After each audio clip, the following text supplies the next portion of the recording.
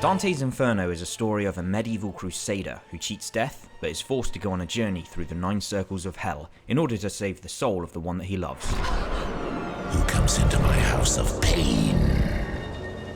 One who loves Beatrice! By the way, while I did try to censor all the nudity here, there's a chance that I missed some, so be careful if you're watching this at work or around Grandma's house. If you've played the original God of Wars or games like Devil May Cry, then you'll kinda know what to expect here.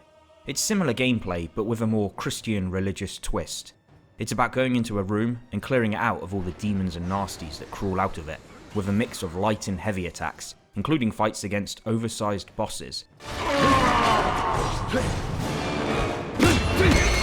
as well as some cinematic platforming moments. Now, whenever you have a portrayal of hell, whether it's in movies or games, you basically have the freedom to be as creative as possible. Whether that's towers of fire and bats, to new disgusting creatures. Dante's Inferno packs into every screen details and things to look at in the backgrounds to bring this world to life. Based upon part of a 14th century Italian poem, Inferno, that tells the story of the journey through hell, from limbo and lust to gluttony and greed, to wrath, heresy, violence, fraud and treachery, each of the initial 9 circles has its own distinct look, and new enemy types to represent each of the sins.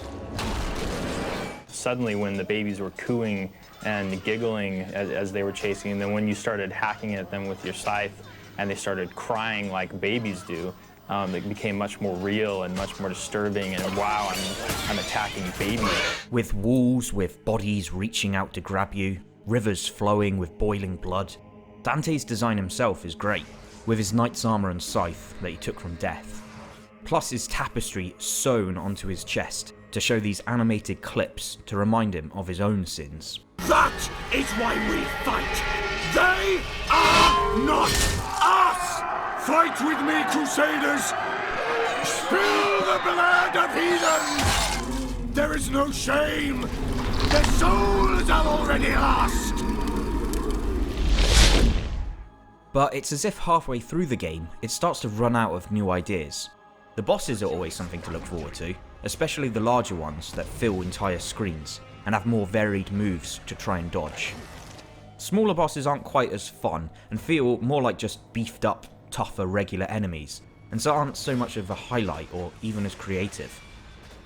It is a tough game though. When I first had to fight Death himself, originally I thought it was just one of those early game bosses where you're supposed to lose, to eventually come back when you're stronger and beat them later. But no, turns out I was just sucking at the combat and did have to actually win this fight. Leveling up is done with souls, but to reach the higher levels of the skill tree, you need to become more holy or unholy. You do this by punishing enemies or absolving them. This then unlocks new moves and attacks, although nothing ever gets too complicated. There's no long combos to learn, it looks flashy, but the moves are all easy to pull off.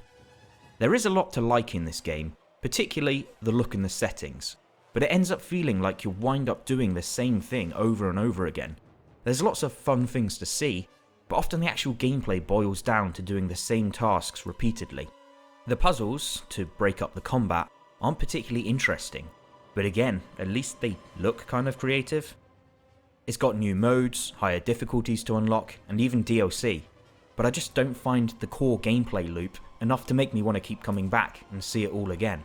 I had fun with it once, but it lacked depth. Thanks for watching.